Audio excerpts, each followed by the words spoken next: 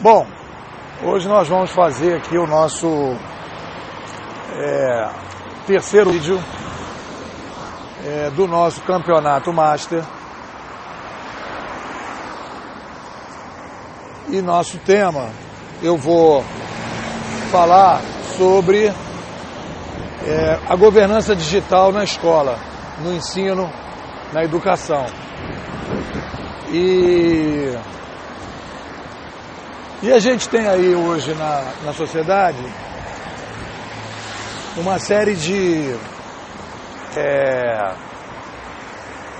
discussões sobre educação, e a maior parte dessas discussões do pessoal que trabalha com o que eu chamo de estratégia indutiva, ou seja, uma coisa assim muito de curto prazo, que olha só para as coisas que estão mais assim na margem e não mais profundo. O pessoal fala da entrada da tecnologia, né? Então, o que a gente vai ter na educação é a tecnologia.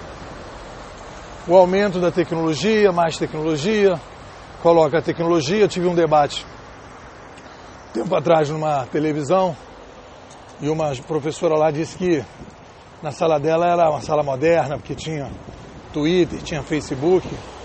Aí eu falei, não, mas a minha sala é mais moderna que a sua. A minha não tem nada disso. E tem uma coisa fundamental que é a conversa. E aí vai exatamente nessa direção. Ali você tem essas duas visões sobre o futuro da educação, né? Essa visão, que é a visão de que a mudança é a tecnologia que chega, e a gente que está trabalhando com governança digital. Então, o que eu acho que muda em termos gerais aí, para a gente estar em educação e tal.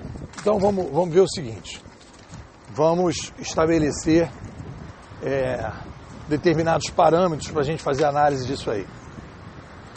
O que a gente vê, né, na sociedade, qual é a crise que a gente está vivendo hoje? Qual é o epicentro da crise? É o aumento da complexidade. Essa é a crise que nós estamos vivendo. Nós precisamos lidar com um mundo mais complexo. Esse mundo mais complexo, por que o mundo está mais complexo? Porque ele tem mais gente, né? Ele tem mais gente, um número de pessoas necessitou ampliar o espaço que ocupa no mundo, né? E por sua vez necessitou conectar esses espaços todos. E a complexidade, a gente já viu isso, mas eu vou falar de novo. A complexidade, ela tem duas características.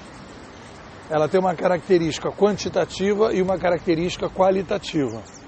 A quantitativa é você sair em 1800, de 1 bilhão de pessoas com 3 bilhões de pratos de comida por dia, para essa logística, para a gente ter uma referência, para 21 bilhões de pratos de comida por dia hoje, atualmente.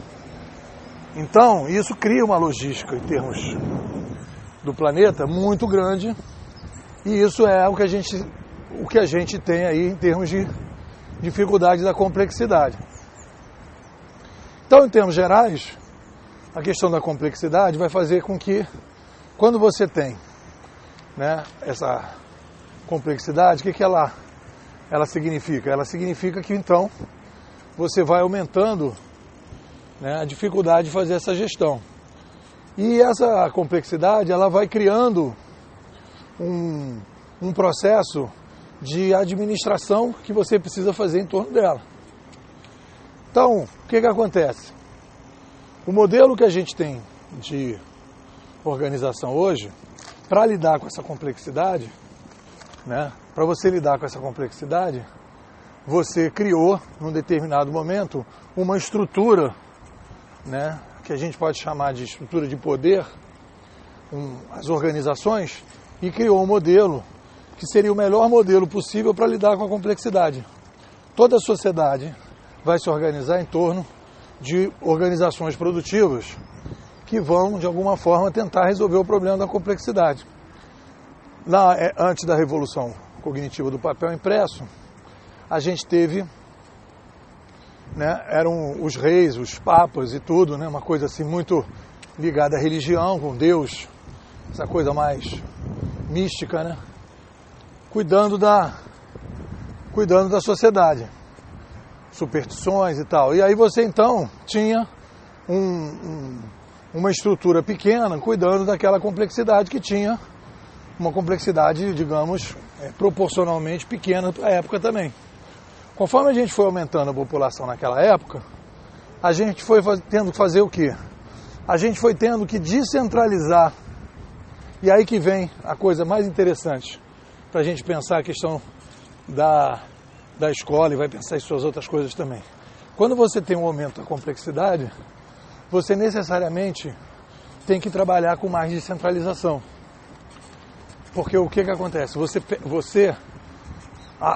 centro começa a ter dificuldade de lidar com a complexidade e aquilo vai gerando crises e vai gerando cada vez mais, aumentando a taxa de sofrimento. Porque ele fica incapaz de responder às demandas que as pessoas têm, sejam as demandas particulares de cada um, sejam as demandas coletivas, em termos de quantidade. Então isso vai criando essa dificuldade. Essa dificuldade vai sendo criada e aí o que acontece? A tendência da humanidade nesses momentos é descentralizar. Descentralizar como a gente faz, por exemplo, no restaurante Aquilo, que você tem muita diversidade. Restaurante Aquilo, para mim, é o exemplo típico do século XXI. Né? Você tem um problema de complexidade, muita gente comendo coisas diferentes, e você tem um problema de tempo, que você tem que resolver aquele problema que tem muita gente, a pessoa tem que comer com menos tempo. Então você deixa as pessoas se servirem. Você dá poder para as pessoas. No primeiro momento, o cara vai ficar vai fazer um prato gigantesco. Mas no segundo momento, o que ele vai fazer? Ele vai começar a se capacitar para poder fazer pratos melhores. Ele vai fazer, às vezes, do nutricionista para poder evitar de comer, sei lá, feijão, pirê, sushi e um tomate para dizer que tem uma salada. Então, quando a gente tem uma crise de complexidade, a gente tem um movimento de descentralização na sociedade para poder lidar com essa complexidade. É basicamente essa, digamos assim, uma síntese do que a gente tem visto aqui em termos de governança digital, explicando isso de uma maneira bem sintética. Então, se a gente tem isso como uma base, como é que isso vai se espelhar na educação? A educação toda hoje, ela é formadora para uma sociedade baseada na administração da complexidade passada. Como é que é a administração da complexidade passada? Um centro muito forte, né, através das organizações, esse centro trabalhando de uma forma impositiva, a gente vai dizer, trabalhando de uma forma fechada e passando para as pontas essa visão em relação ao mundo. Então, se na organização a pessoa vai viver isso, na escola ela vai ser preparada, ela vai ser domesticada para viver essa situação. Essa que é a questão fundamental quando a gente vai falar da escola. A escola, ela é uma cadeia, como se fosse a bicicleta que eu estou andando aqui, você tem duas catracas, a da frente que você pedala e a de trás, né? Então, a escola é a mesma coisa. A escola é a catraca de trás da bicicleta. A catraca da frente é o sistema produtivo da sociedade. Então, o sistema produtivo da sociedade, o modelo do sistema produtivo da sociedade, ele vai ser igual ao modelo de ensino que a gente tem na sociedade. Não vai ser diferente. Porque você precisa formar na escola, né, pessoas para trabalharem nesse ambiente produtivo que a gente tem. Então, a escola hoje, ela é uma escola preparadora para você poder apertar botão. Então, o modelo da escola é o modelo que é, do ponto de vista da governança, igual ao das grandes organizações. O que é? Das grandes, das pequenas, de todas as organizações que a gente tenha. Qual é o modelo? O modelo é, você tem uma pessoa que consegue lidar melhor com a complexidade, ela é capacitada para lidar melhor com essa complexidade, são os gerentes, são os diretores, é o conselho de acionistas, são os acionistas que querem tirar proveito dessa complexidade, e o resto embaixo é apertador de botão. Então se define lá as políticas, os critérios, as coisas, as formas, e tudo vem de cima para baixo, do centro para as pontas. Então, quando a gente vai falar da nova governança digital e vai colocar essa nova governança digital pensando isso na escola, o que vai acontecer? A grande guinada que vai haver, e aí que está a ideia que a gente tem que entender, a grande guinada que vai haver é a preparação do ser humano para um novo modelo de organização. Ou seja, você já tem hoje na sociedade, né, organizações produtivas que estão, digamos, rodando no início dessa revolução industrial que a gente está vivendo, né, e já estão rodando no novo modelo. É o caso lá do Google, é o caso da Amazon, é o caso do Facebook, etc. Dessas empresas de alta tecnologia, essas que estão montando laboratórios de inovação ali na Petrobras, no Fundão, onde a Petrobras também tem laboratório de inovação. Então, uma sociedade que vive uma expansão cognitiva, uma sociedade que tem hoje poder de mídia maior e que a gente consegue hoje ter modelos para lidar melhor com a complexidade, esse pessoal, o que eles vão fazer? Eles vão precisar de um outro perfil de profissional. Porque o perfil de profissional que a gente montou hoje é o centro define lá uma regra, você coloca isso dentro de uma metodologia, de um caderno, aquilo desce para todo mundo e todo mundo segue aquilo. Decora e segue, que é o que a gente aprende na escola. Só que quando você vai entrar nessa nova governança digital, você não pode ter mais o modelo de que você vá se preparar para seguir, né? E vai só apertar botão, porque você vai viver uma sociedade que a taxa de inovação aumentou, você vai ter, né, a complexidade hoje, as pessoas hoje estão colocando para fora a sua diversidade. Então o que vai acontecer na escola? A escola vai ter que ser uma escola preparatória para a inovação, para essa nova taxa de inovação e para uma complexidade maior. O aluno não vai trabalhar naquela complexidade simples que a gente tinha, entre aspas, simples, mas uma complexidade em que tudo estava mais ou menos definido, que era mais ou menos isso. O pai que assistiu uma aula há 50 anos atrás, o filho assistia a aula mais ou menos parecida. Algumas mudanças aqui e ali, mas mais ou menos igual, né? E o problema é que você tinha o controle das informações e o cara tinha filtros, que faziam os filtros para ele na sociedade, e ele dizia, não, se eu ler esses livros, se eu ler, né, essas coisas que saem no jornal, se eu ler aqui essa enciclopédia, etc., papá, eu mais ou menos estou sabendo das novidades. Só que hoje você tem milhares de informação de todos os lados,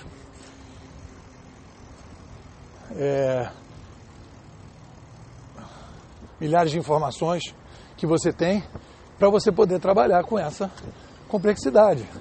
Então a formação que você vai ter que fazer na escola não pode mais ser a formação que a gente tem hoje, né? E aí a gente entra na discussão, então o primeiro grande movimento que existe hoje em termos de ensino é a capacidade que você tem que fazer, isso aí trabalhando em cima de macro tendência, é a capacidade que você tem que ter para você poder formar pessoas para lidar com uma complexidade maior. Um mundo com uma taxa de inovação mais alta. Um mundo que sai de uma taxa de conhecimento sólido para um aumento da taxa de conhecimento líquido. E esse mundo de conhecimento líquido é o mundo que você tem que ter uma outra formação.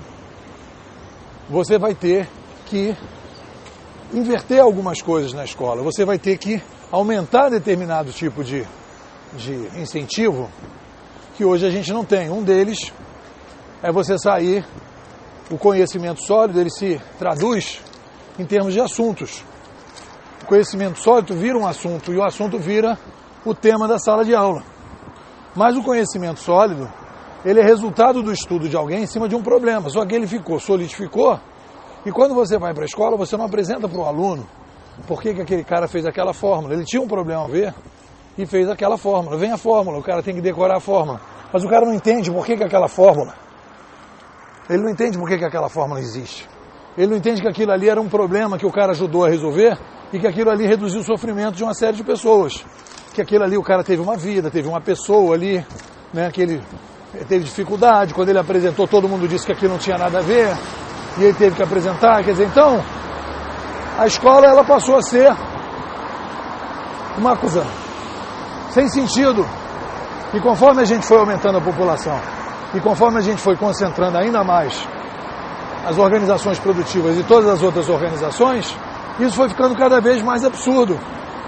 Isso foi ficando cada vez mais achatado. Então, a gente está assim, do ponto de vista da escola, no fundo do poço do achatamento da diversidade, no fundo do poço da falta de conceito, da falta de critério, da falta de capacidade de pensar nos problemas, né? E no momento em que você tem, né, exatamente no mesmo momento que você tem o empoderamento das pessoas. Então você tem um conflito que começa a existir, que é uma escola, né, com alta taxa de incapacidade de lidar com a complexidade, e uma outra, o empoderamento das pessoas em relação a esse novo mundo. Então, quer dizer, na escola, o cara que já está acessando essas redes sociais, essas ferramentas todas, e que você tem dificuldade de poder entender aquilo tudo, que aquilo tem que fazer uma lógica, tem que fazer um sentido, tem que ter uma coisa que explique aquilo, e as coisas não são explicadas. Não, você não precisa entender nada, você só precisa decorar. E é aí o mundo que a gente está querendo hoje, e esse lado do cérebro, que é o lado decorador, que é o lado memorizador, é um lado que a gente vai começar a não precisar desenvolver tanto, porque esse lado, ele já está disponível na internet em termos de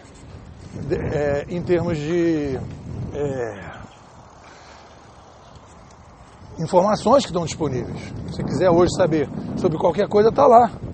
Então, quer dizer, você não precisa mais incorporar esse lado memorizador. Fala! Livro do Senta, saiu ontem. Então, o que a gente precisa fazer? A gente precisa criar um novo modelo de escola que vai precisar formar a gente para essas novas organizações, né?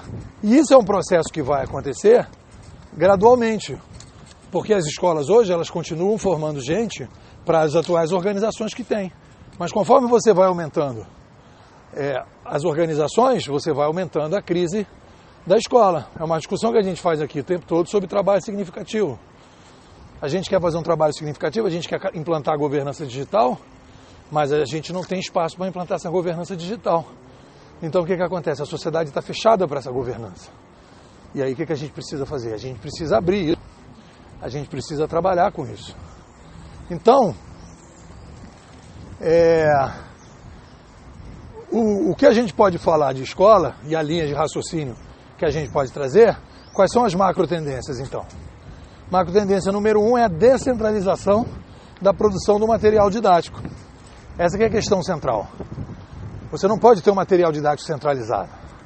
Você pode ter questões que você coloca, né, para tentar, em torno de alguns problemas, e fazer com que as pessoas, nas pontas, a partir daquele problema, elas componham as informações para responder aquele problema. E um problema ele não tem uma saída única, ele tem várias saídas, algumas mais ou menos eficazes. E o que a gente vai discutir não é se existe o certo ou o errado, mas a maneira que a pessoa sugere resolver o problema né? E tentando ver se resolve o problema e se foi eficaz ou não foi eficaz, e quais são os critérios éticos da eficácia da solução daquele problema. Então a gente vai ter que fazer na escola um pouco o que eu tenho tentado fazer nas minhas aulas. A gente vai ter que fazer uma discussão filosófica sobre realidade, percepção e realidade, né? A nossa capacidade de perceber, ou seja, a gente vai ter que fazer uma discussão sobre epistemologia, porque o nosso cérebro ele vai precisar o tempo todo entrar em contato com informações e você vai precisar discernir essas informações. Você vai precisar usar um músculo do cérebro que é o pensamento da própria cabeça, para você poder discernir, para você poder resolver problema, para você poder inovar, para você trabalhar com uma taxa de inovação maior. E isso vai exigir o quê? Que você tenha essa musculatura do cérebro funcionando. E isso tem que ser praticado na escola, isso não é praticado na escola. Ao contrário, essa musculatura de pensar com a própria cabeça não é estimulada, ela é sufocada. Por que ela é sufocada? Porque a gente sufocou isso, porque se todo mundo começasse a pensar a sua própria cabeça, e a gente tinha uma complexidade que era centralizada, que a solução era centralizada, a gente ia criar uma crise. Então as pessoas sufocaram isso. Só que agora a necessidade é o contrário. Essas novas estruturas que estão surgindo são estruturas que precisam de pessoas que pensem e não pessoas que apertem botão. Então é um movimento longo que a gente vai ter, é um movimento que vai ter que ter uma clareza muito grande, que o caminho da escola é estimular que a pessoa pense com a própria cabeça, né? E a partir daí você vai ter discussões. Pensar com a própria cabeça vai significar que a pessoa vai ter questões éticas para se resolver. Então a pessoa vai se dar em torno da questão ética. E a pessoa vai ter que começar a lidar, né, com teorias, com conceitos. Porque quando você trabalha no mundo com baixa taxa de inovação, você trabalha com as coisas que são presentes, as coisas que você está vendo. São as coisas sensíveis. Mas quando você vai projetar o futuro, as coisas sensíveis não te dão projeção no futuro. Você vai ter que trabalhar com latências. Você vai ter que trabalhar com necessidades. Você vai ter que ter uma visão de quem é o ser humano, quais são as suas necessidades básicas e como é que ele projeta essas necessidades. E aí você vai ter que começar a ter teoria. Então você vai ter um fortalecimento do estudo teórico, mas não do estudo teórico como é hoje, que é um estudo teórico esvaziado de prática, mas uma teoria que vai estar diretamente ligada às metodologias, para você poder trabalhar melhor, né? Um estrategista, ele trabalha com teoria. Um cara de inovação disruptiva, ele trabalha com teoria, porque ele precisa projetar o futuro. Então como é que ele vai projetar, né, para saber o que é uma diferença entre tendência e modismo? Ele vai ter que projetar o futuro. Então a formação da escola, ela é uma formação que vai precisar da criação. A escola vai precisar da criação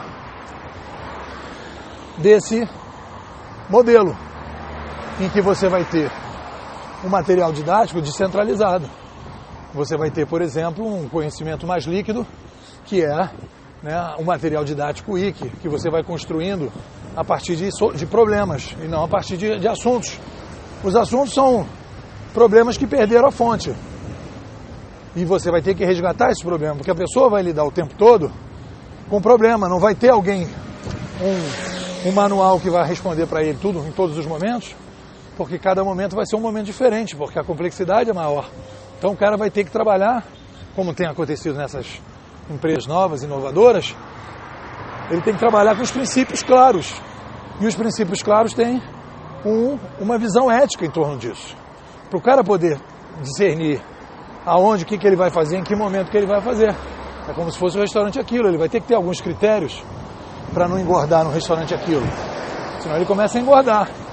Ele precisa definir alguns critérios. E aí, a partir daí, ele vai ter que pensar um pouco, né? Como é que ele come, de que maneira ele come, como é que ele vai. Isso vai alimentando. Essa história do restaurante Aquilo tem a ver com a sociedade como um todo. A gente está se empoderando da capacidade de ter pratos e se servir em todas as áreas. E na escola vai ser a mesma coisa. As pessoas vão se servir do conhecimento para construir soluções para os problemas. E aí esse é o modelo da escola que a gente vai precisar construir mais para frente. E aí a gente vai ter, então, os professores vão ser indutores de discussões de problemas, né? São pessoas que discutiram aquele problema há mais tempo. E aí você vai ter um rearranjo das disciplinas e você vai ter um rearranjo das organizações da escola, que é um rearranjo na direção de problemas e na direção da inovação, da criação. Aí, obviamente, que existem formatos que você vai ter, e aí são detalhes dentro do processo, né, em que você vai ter muito mais coisa à distância do que presencial. Você vai fazer esse misto, que é essa ideia da escola invertida, que você recebe a aula em casa de qualquer lugar, ou tem a problematização de qualquer lugar, e depois você tem um espaço na escola para discutir, que é o contrário do que é hoje. Você vai para a escola, você não tem espaço de discussão. Então são essas as tendências que a gente tem. Eu acho que a gente trabalha com essa macro tendência para a gente ter uma visão clara para onde é que as coisas estão caminhando, né? E aí as pessoas falam muito pouco do material didático. As pessoas falam que tem que fazer não sei o que do currículo e tal, papai. Na verdade, a questão é criar um modelo que você possa apresentar os grandes problemas. Eu acho que é aí que está a escola do século XXI. Você apresentar os grandes problemas, os macro problemas, e você botar pessoal para discutir esses problemas. E a partir desses problemas, né, você tem um ferramental para discutir, um ferramental básico, que é a matemática e o português, mas o resto você vai pegar os problemas e discutir em torno disso. Bom, é isso.